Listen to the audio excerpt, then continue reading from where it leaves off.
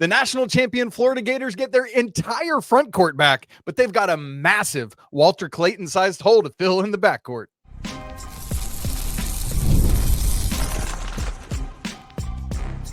You are Locked On College Basketball, part of the Locked On Podcast Network.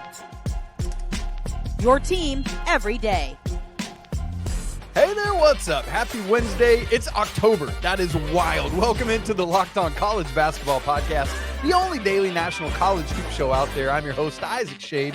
You're joining me at the place to get your college basketball content every single day. It's all part of the Locked On Podcast Network. I want to thank you so much for making us your first listener watch. And I also want to remind you, you can catch every episode ad-free on Amazon Music.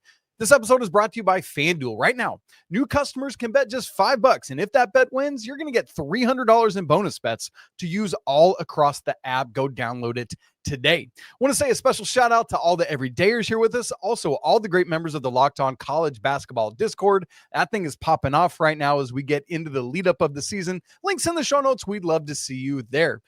Coming up on the show today, it is our 22nd team preview as we're getting closer and closer and closer.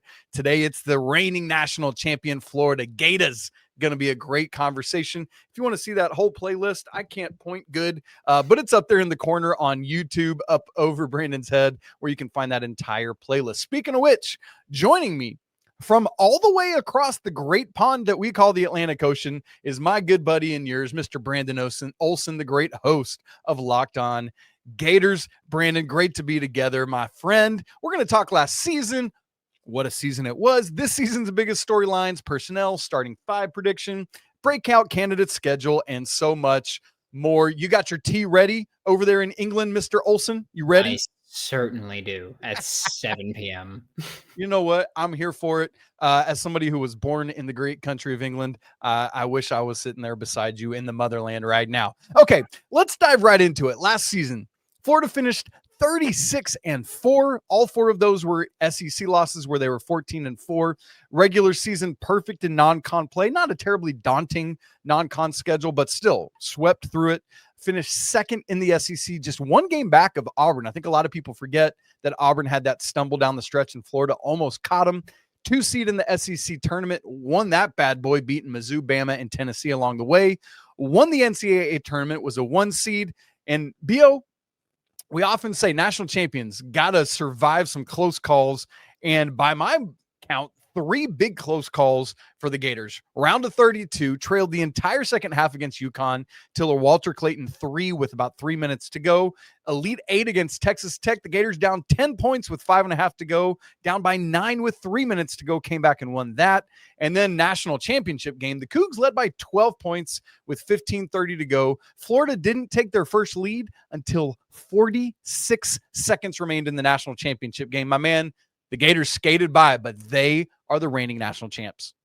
Yeah, I was gonna, as you were talking, I was like, oh, I'm gonna let him know that run took years off my life. And then while you were talking, like I started getting goosebumps, my palms started sweating. I was like, oh my God, we're right back into it. Like this is again taking years. My hairline's receding again. Like it's going crazy. But yeah, that was magical. Like there's just no other way to put. I still remember every single game of March Madness where I was sitting there and I had a routine at this point that I had never planned on having the routine, but I was sitting on the couch, like fetal position every time. I'm clapping. My fiance is like, it's 1 a.m. What are you doing? And I'm watching the game. I'm celebrating. It was ridiculous. It was nuts. And man, I wouldn't trade that experience again for the world. That was just incredible to sit through and watch that team be so damn resilient, so consistently. It was amazing. The UConn game, which first off, like the Norfolk State game, the start of it, I remember pissed me off. And that really irritated me. And I was like, oh, this team is, and I spent so long saying, hey, this team plays basketball that one off night, you're going to get popped. And the UConn game kind of felt like it would be that. Dan Hurley coached the game of his life. That was an incredible performance by Dan Hurley. He got a bunch of open shots for his guys too. They just didn't connect on them, which Florida got kind of lucky on. Texas Tech was nightmarish towards the end. Auburn wasn't that big of a concern because despite the age difference, Todd Golden is Bruce Pearl's father. And the Houston game was the entire time I was sweating. It was just it was a magical experience. And I'm still like, as we're talking about it, I'm just so happy that I got to cover this team doing it. It really is fun to re-inhabit that space of that magical run. And I just want to take a moment to marvel at the insane run that Walter Clayton went on. I think maybe people forget about it because the national championship game was more of a struggle for him. But here is his run through the 6 games tournament: 23 points, 23, 13, 30, 34, and 11. That's wild. 91% from the free throw line, 43.5% from 3, 3.3 rebounds a game, 3.3 assists per game, including, even though he was struggling to shoot in the national championship game, had 7 assists as Florida won that thing. I love a player who can do all that. But that said, Brandon, there is a massive, now Walter Clayton-sized hole that Todd Golden's got to fill in the backcourt, as basically the whole backcourt's gone and the whole front court returns. How's he going to do that? Yeah, I think a lot of it's going to come down to a combination of Boogie Fland coming in from Arkansas and Xaivian Lee coming in from Princeton. I think that this year you'll see even more front court oriented offense with a lot of just because they're going to be huge. Thomas Houck is expected to start at small forward. You're going to have Alex Condon and Ruben Chinyelu both out there as well. They're going to be a massive team. I think a lot of it's going to come down to, by the way, Alex Condon, arguably the best passing big man in college basketball last year. Arguably. Interesting to think on. And so I do think that having that privilege of having a big man that can be an actual functional part of the facilitating part of the offense is a luxury that I think Todd Golden will absolutely try to take advantage of. And it's going to be, I think it's going to be a really different looking team this year. I really do. I think that you're still going to have the threes. You're still going to have, the big men facilitating a lot, but I do think this is going to be a less explosive team, but maybe a more consistent team, if that makes sense. There were certain games last year where it's like Walter Clayton Jr. is going off or he's pretty cold. Will Richard had his pop out moments, like national championship did that. Yeah, dude. I think you're going to have less of those, but a more consistent team. And it's funny to say consistency about a team that only lost 4 games, but that's box score looking, right? Because having watched Florida so much last year, completely know what you're saying and agree with it. And consistency doesn't even necessarily translate to more wins necessarily, but I almost think of it, Brandon, like fantasy football. I'm not here for, I've got AJ Brown on my team this year. Here's a great example. He is so frustrating to me because he'll have a game where he gets 25, and then last week where he gets 9 targets and has a catch and 2.7 points. I would rather have a reliable guy that might not have as high a ceiling, but he's getting me 12 points a game. And I hear you saying that as a potential for this Florida team, where it's we know what we're going to get. Maybe the ceiling and explosiveness isn't as high as it was last year, but we know what we're getting. And that ultimately could lead to Todd Golden getting another national championship in just year 4 in Gainesville. And Brandon, would be crazy because it's only happened 3 other times in the modern era. Obviously Duke in 91-92, these same Florida Gators in 06 and 07, and then UConn in 23 and 24. And so not only if the Gators could do that, would they be just the 4th team to ever do it, they would have done one of the others, and it would have happened over the course of 4 straight years, UConn and then Florida. Do you see a world where this Florida team legitimately could run it back? Absolutely. I think that we're at the point now with Todd Golden where any team he puts together, I'm going to have faith in him to get it right. There were people who, when you talked about bringing in Will Richard, when you talked about bringing in Elijah Martin, Walter Clayton Jr., there was plenty of skepticism around that. And they came out there and they put belt to what. I'm not going to say it on your show. I would say it on my show. I said it on my show plenty of times. But they put belt to what, won a national championship doing it. I think Todd Golden is one of those coaches where he's earned the shut up and believe in him thing where like I say that all the time like about Bill Self territory with Kansas, right? Like I'm gonna Exactly. believe in Bill Self. It's that kind of thing. Exactly. Like I say with football all the time, where it's just like, oh, if Brian Hartline wants you at wide receiver, you're probably a good receiver, regardless of what I think about you. Basketball wise, that's what I think Todd Golden has transcended himself into as a coach. And I think he's absolutely earned it, right? Like he won a national championship in year 3 when I remember before the season, I was like, hey, this team can make a run, but like, if you make it to the Sweet 16, Elite 8, like I'll be happy with it. I'll accept it. They went on a run, won the whole damn thing. And I love that so much. But I do think that Todd Golden has built a team that, again, while not as explosive, can be more consistent, which also, you mentioned it earlier, like could be not a bad thing, but being a more explosive team gives you a higher ceiling because you can erupt at any time. No lead is too big of a lead. Whereas now you might have to kind of like chip away slowly, but I still think this is a team that's built to win a lot of basketball games and built to make another deep run. And what we're trying to figure out with this front court all returning with a brand new backcourt is who's going to be the Gators' best player? Is it Alex Condon coming back? Does Tommy Hawk take all those leaps he was starting to do last year and surpass him? Is it one of the new backcourt pieces? I want to ask Brandon about that question coming up here in just a second. Right after I tell you about Mazda, who crafts cars for those who do more than simply move.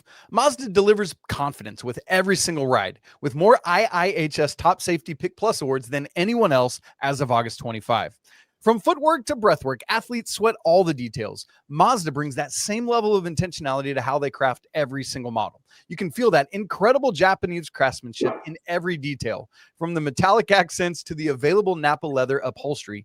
And with all-wheel drive standard in every crossover SUV, you can drive with confidence through almost any season, whether it's the balmy Midwest, whatever I have going on right now, or whatever precipitation Brandon's got going on across the pond right now, because with every Mazda, every drive feels like anything but an everyday drive. From smooth handling all the way to intuitive controls. And like Florida Gators, Mazda sweats every single detail, because when you make every move count, impossible becomes irrelevant. Mazda, move and be moved. This episode's also brought to you by Monarch Money. Look, most people can't name all their financial accounts or even what they're worth. Brandon's like, dude, I got no idea. Well, guess what? None of them. It don't matter if it's a 401k or a property or investment. When you don't have the full picture, you could end up leaving money on the table. So here's what Brandon needs: Monarch Money. It's an all-in-one personal finance tool that brings your entire financial life together in one clean, easy-to-use interface on your laptop, phone, whatever device it is. The cool thing is that Monarch does the heavy lifting for you. You can link your accounts in minutes, see clear data visuals, and get smart categorization of all your spending. And that way you can finally feel like you're in control of your money without ever having to touch a spreadsheet. My wife and I spend a lot of time making sure our finances are up to date and in good shape. That's a thing that we really value. And Monarch makes it simple for us to be able to do that together. We can see our budgets, our goals, and spending all in one place. So don't let financial opportunities slip through the cracks. Use code LOCKEDONCollege right now at monarchmoney.com for half off your first year. Once again, that's 50% off your first year at monarchmoney.com with code LOCKEDONCollege. Brandon, as I think about Florida's best player last year, it's like a no-brainer, right? Like everyone contributed in so many ways, but the conversation began and ended with Walter Clayton without blinking an eye. Now, I'm struggling to figure out who that's going to be this year. I think it's probably Alex Condon that's going to get the preseason hype, going to be on preseason All-American and all SEC preseason lists. But Tommy Hawk was making a run at the end of Tommy Hawk, was making a run last year at the end of the year where there were games when I was like, I think he might be the guy. You bring Boogie Fland comes in, Xaivian Lee, I think is phenomenal. And so as I look at it, Brandon, what's your thought about who is this team's best player? I think right now you have to say it's Alex Condon, just because he was someone that, and I know that the NBA draft isn't always the best measure for things because in every sport, the best college player isn't the best pro. But I think Alex Condon is where you kind of start, just what he brought to the table overall. If he had a more refined offensive game, I think he'd be in the pros right now. Like, I don't think we'd be having a conversation about him still here. His passing is truly great. Like, I'm not even trying to overhype it, but I do think that from a pure playmaking ability for a center, or power forward, but for a big man, I think that pure playmaking ability is very impressive, and he opens things up. Does that really make him the best player? Maybe, maybe not. Thomas Halleck, I'll be very interested to watch how he kind of steps into a full-time starting role. I don't think you could say that he's the best player until his jump shot becomes more consistent. I think that was a big area for him.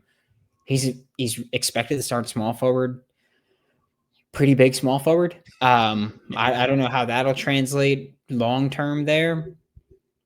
I don't think Boogie Fland will be the guy, but maybe Xaivian Lee could step into that role. I think that Xaivian Lee could be the guy to be the best player, but I think right now, before games are played, before we really see them going at it, I think you have to say it's Alex Condon. It's Alex Condon with very little resistance, I think, right now. I think that's the smart thing to say preseason, right? Like, things could, as you said, it could easily change once games start happening, and we'll find that out sooner rather than later, thankfully.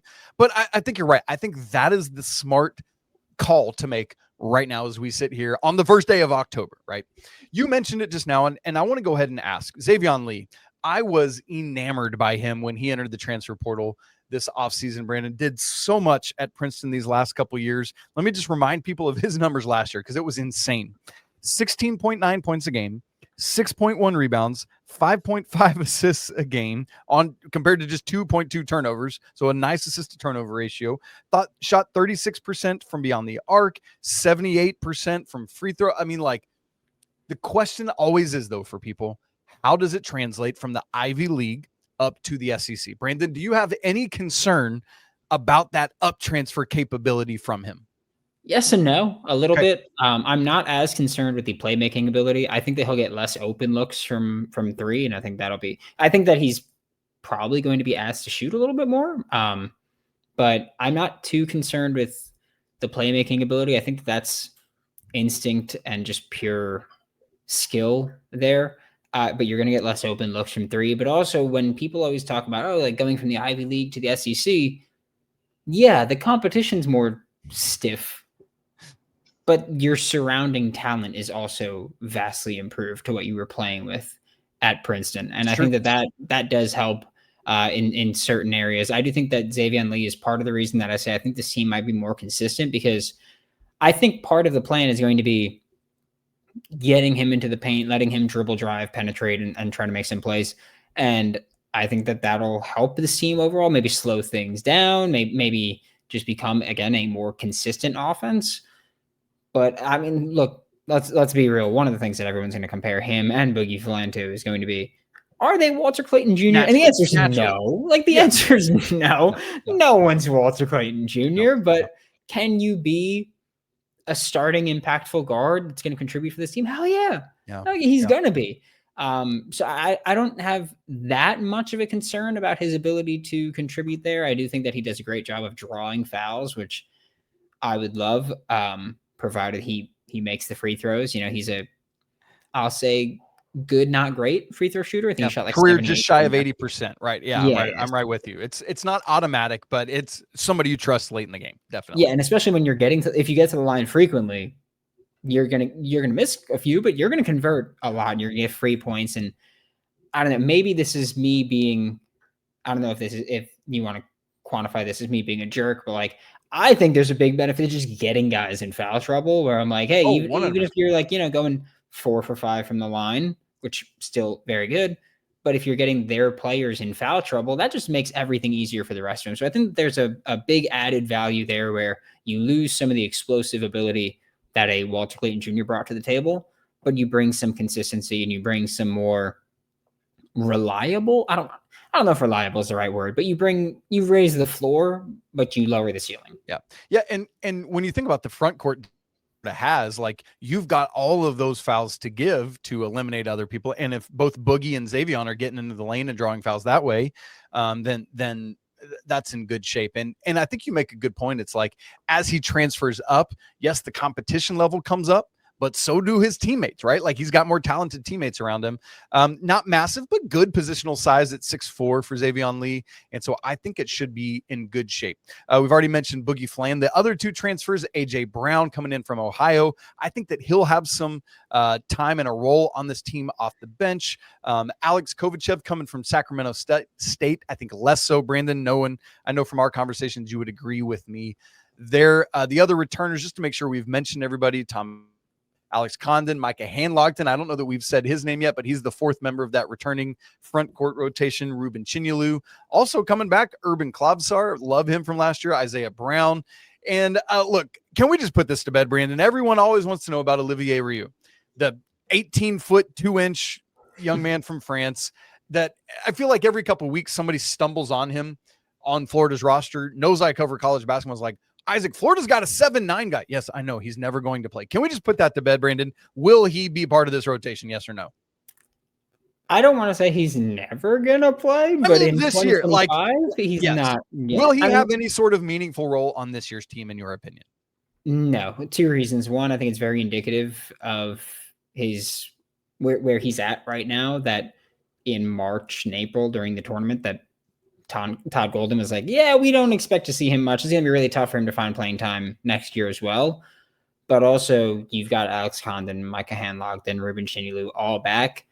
I don't want them coming off the court that much. Like, I'm going to be honest. So I think that, and I still think that even though Thomas Houck is expected to start at small forward, we'll still see times where he's playing power forward. And so I think you've still got your four in the front court there. I don't really want to see Olivier too much, and it's not even a knock on him. It's just you've got a really talented group ahead of him. That's absolutely right.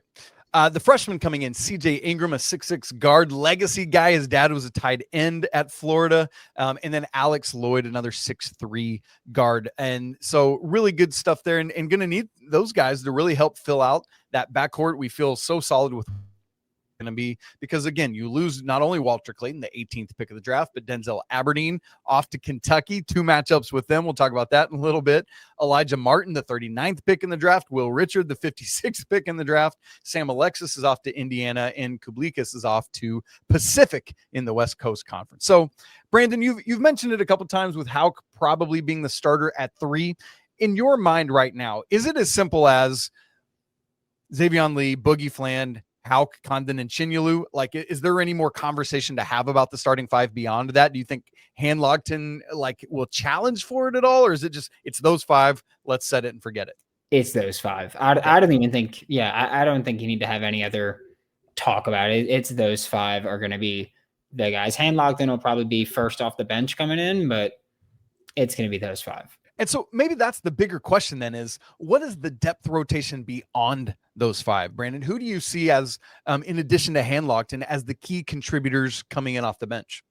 I would like to see, and look, I'm someone who I'm going to prefer more guys play than not. Like, I know it's very common to say, hey, like 8-man rotation, which I do think Florida up until late in the season was going with 9 men. Yep. I would like to see Hanlogton is going to be a guy that's out there. We don't even need to go into that one further. He's going to be out there. I would like to see, honestly, I like AJ Brown. I do. I know that a lot of people are more skeptical of his defense and think that he might be a little too slow for the SEC game coming over from Ohio. But his shooting ability is just incredible. I think if you can get him open looks, he doesn't even have to play a ton. Just get him some looks and he'll be able to contribute there. CJ Ingram, I'm skeptical of, just because he desperately needs to improve on his jump shot. I think that if you kill spacing, that's not always super promising for a Todd Golden offense. I was going to say that's Todd Golden. Exactly. Thank you. Yes. Yeah. I think if you're someone who you kill spacing, that's not ideal for a Todd Golden offense. Alex Lloyd, I'd like to see. I think he's got some ability. Alex Lloyd and Isaiah Brown are both guys that I think can be contributors as combo guards. I don't know which one's going to earn the playing time. I don't know who's going to be out there more, but I think that's kind of it. Urban Klobsar, I just need to see more from him. Yeah, like I think that he had his moments. He was up and down. Absolutely. Yeah.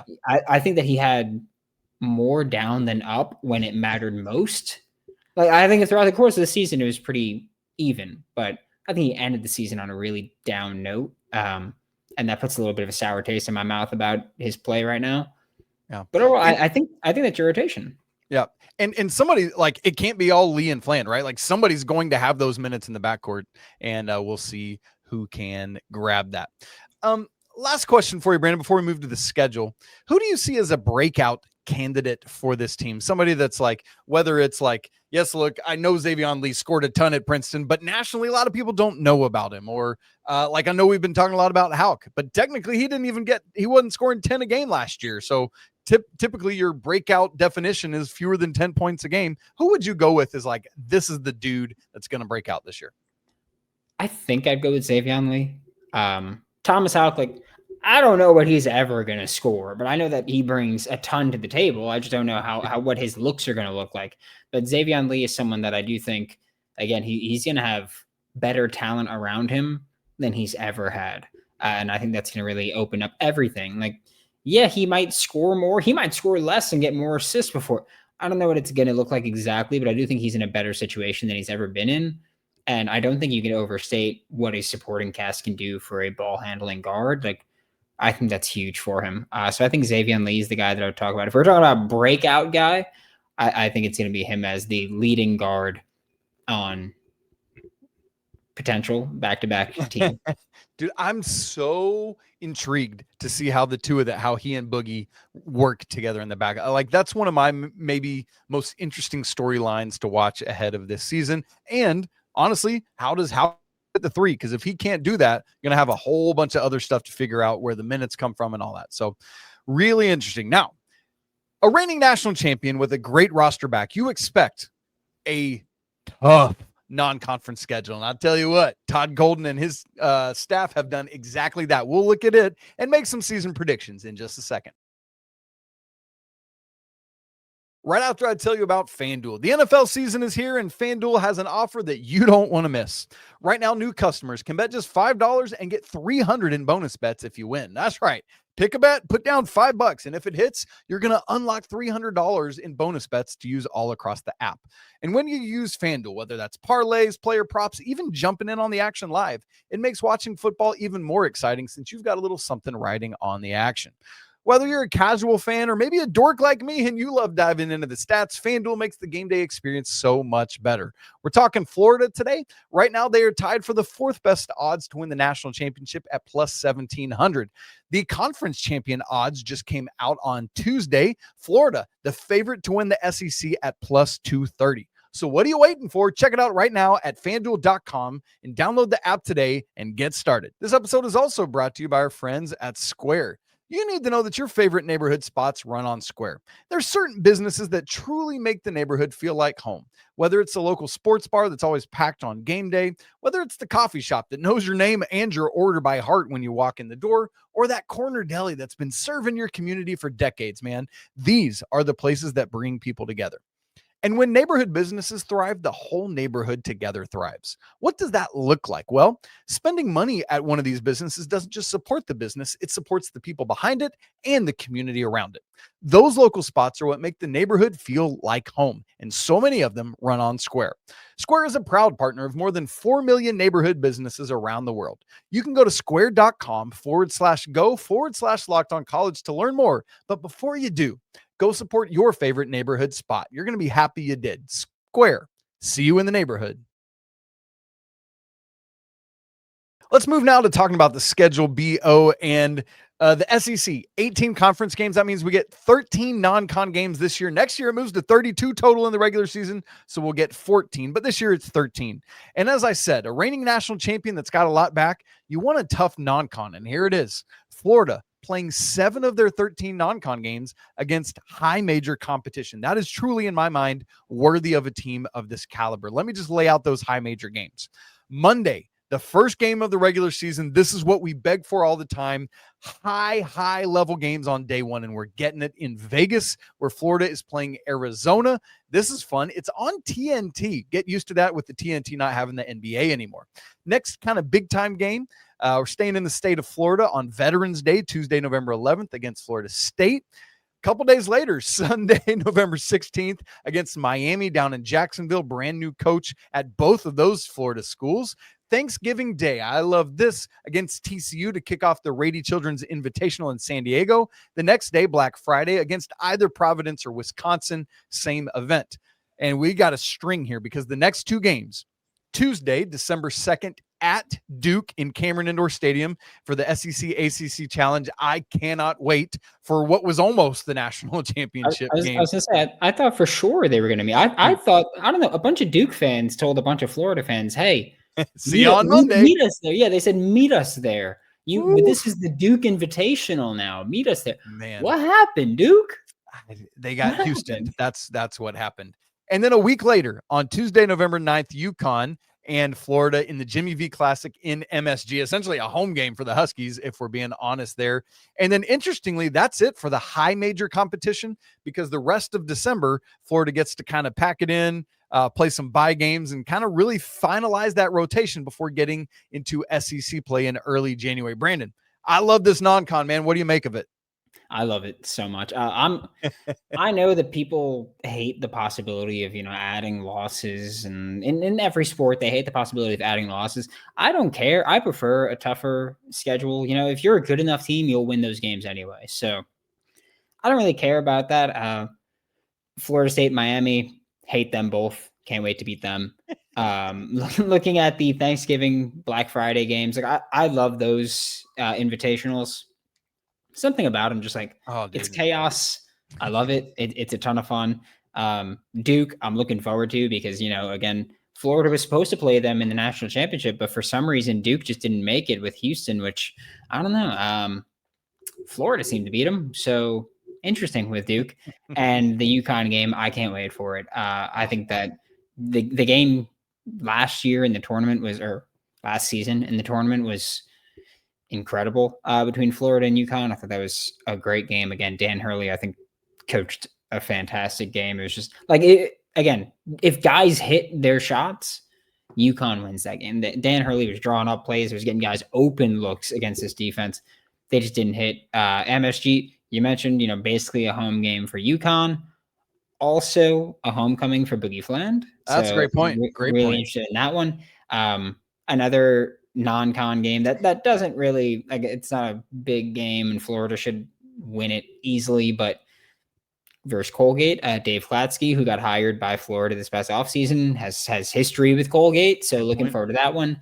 I'm looking forward to it. I like a tough schedule. I don't care about the easy stuff. It's because you win games in the SEC, you're going to be in the tournament anyway. Toward the end of the year, you're going to get your opportunity toward the end of the year anyway. Might as well in non-con have some fun with really tough matchups and prove without a shadow of a doubt that you're the best team in the country, if you're the best team in the country.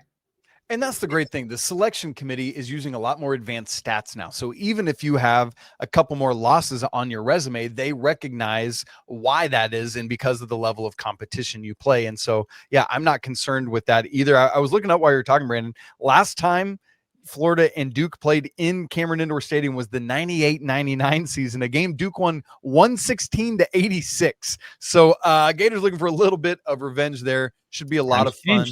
Times have changed, and it is very different. Going to be interesting to see, but man, what a schedule that is. Moving to the SEC play, again, 18 games. There's 3 teams you play twice. The way the SEC does it, that'll be Georgia, South Carolina, and oh, baby, them Kentucky Wildcats. Those matchups are on Valentine's Day, Saturday, February 14th, and wrapping the regular season. And Brandon, I know we could go through the whole SEC schedule, but I'm just here to say, I know your heart would probably hate it, and Lance Staw, our great Locked On Kentucky host, would probably hate it, but I'm here for that final regular season game determining the SEC regular season championship.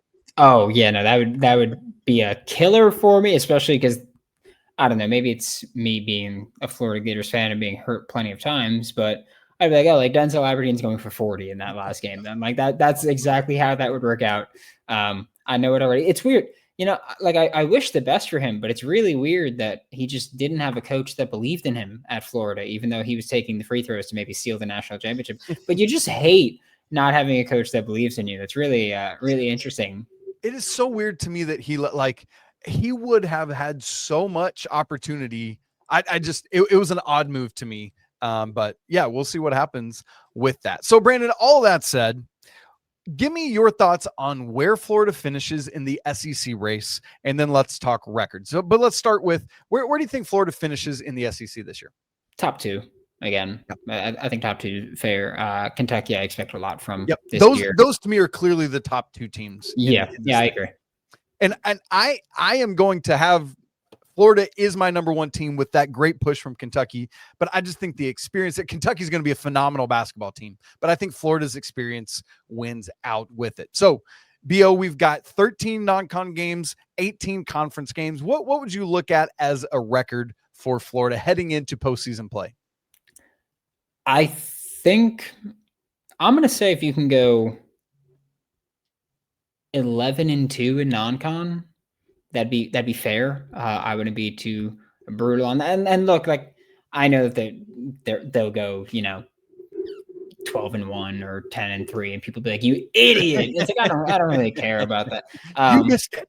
Yeah, but 11-2 for me, I think is fair. I think we don't know what Florida State and Miami are going to be, and those games can get weird sometimes. I mean, Duke and UConn are 2 hell of a team. Like they're going to be good every year. So I think those would be the most likely ones that you drop. Yep. But knowing Florida, it's like, one of those games where you go, okay, like those 2 might be the ones they drop, and knowing them, they'll win 1, lose 1, and then lose a game they shouldn't have lost. So I think 11-2 is fair for them. Yep, that's the exact thing I had, is losing the game at Duke. It's just so hard to go in at Cameron. And then either the season opening game against Arizona or UConn, dropping one of those 2 as well. I'm 11-2.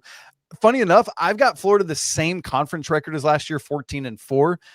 But this year, I think that's good enough to get first, just 1 game back of it last year. So I've got a total record of 25-6 for the Gators. Again, a worse overall record, but again, against a much tougher schedule. So still in my mind, worthy of a 1 seed in the NCAA tournament. Brandon, let me give you my floor and ceiling for Florida. And I just want to see if you got any pushback on it. Am I not going far enough? Any of that? So the floor for me for Florida, Boogie Lee, good grief. Well, let's just go with that. Xaivian, Fland, and Boogie Lee can't coexist, and neither of them is Walter Clayton, so things never really take off. It's great to have the front court back, but ultimately it doesn't matter because the backcourt can't get it going. 6th seed in the SEC tournament, 5 seed in the NCAA tournament, and lose in a 5-12 upset in the first round. The ceiling, I mean, I think it's clear and obvious. Back-to-back national champions. Lee and Fland works perfectly together. And in this scenario, they are Xaivian Lee and Boogie Fland, not the crisscross.